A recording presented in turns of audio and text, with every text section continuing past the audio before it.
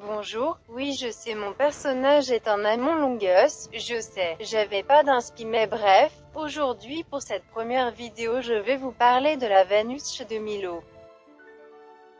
La Vénus de Milo a été découverte en 1820 par un paysan qui voulait construire un mur autour de ses champs, peut-être qu'il n'aimait pas ses voisins. En creusant pour les fondations du mur il est tombé sur une sorte de crypte et à l'intérieur il y avait la statue. Moi à sa place je tombe sur ça, je pars très loin de peur que la crypte soit hantée. Comme on dit, pas de bras, pas de chocolat. Effectivement, la Vénus de Milo n'a pas de bras, et il y aurait plusieurs raisons à cela.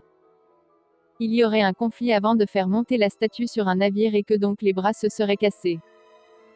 Les statues grecques de l'époque hellénistique étaient assemblées à partir de pièces détachées. Pour mieux travailler sur chaque pièce, elles étaient attachées avec des goujons en métal, et qu'ils seraient tombés à cause de la rouille.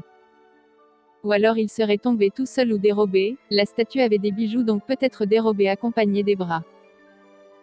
Cette statue peut représenter deux déesses, cela peut être Aphrodite, déesse de la beauté, ou alors Amphirite, déesse de la mer. Ce qui peut nous faire dire qu'il s'agit d'Aphrodite, sont ses bijoux. De plus cette statue devait quitter Milo. Elle pourrait très bien être Amphirite car cette déesse était très vénérée sur l'île de Milo. Dites-moi en commentaire de qui selon vous s'agit-il. La Vénus de Milo date d'environ -150 à -130 avant Jésus-Christ.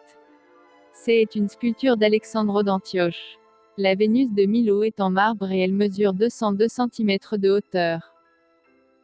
Cette statue se trouve au musée du Louvre car le marquis de la Rivière voulait l'offrir pour le musée royal à Paris. La Vénus de Milo a été retrouvée sur l'île de Milo qui se trouve à l'extrême sud-ouest de l'archipel des Cyclades.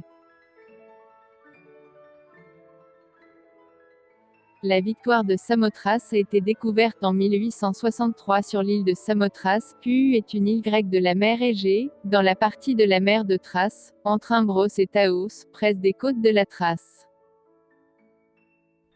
La victoire de Samothrace est une allégorie de la victoire, qui est équivalent dans la mythologie grecque à Nike, déesse personnifiant la victoire.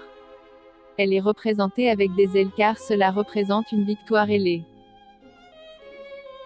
Comme la Vénus de Milo, elle n'a pas de bras, donc toujours pas de chocolat. En plus de la Vénus de Milo, elle n'a également plus de tête. La statue aurait été probablement commander pour la célébration d'une bataille navale entre la Macédoine et les Rhodiens.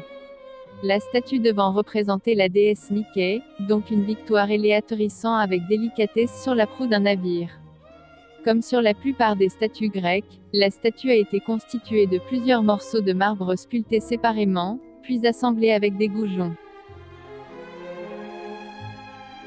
En 1863, Charles Champoiseau trouve dans le sanctuaire des Grands Dieux la statue. Il était archéologue amateur, lui et ses compagnons ont cherché la tête de la statue et les bras mais en vain.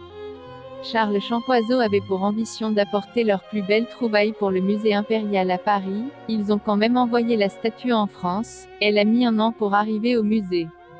Charles Champoiseau avait trouvé les ailes de la statue à côté de cette dernière. Il les a récupérées et les a envoyées avec la statue. Il y avait aussi des blocs par terre. Champoiseau pensait que c'était un tombeau. En fait c'était la base de la statue.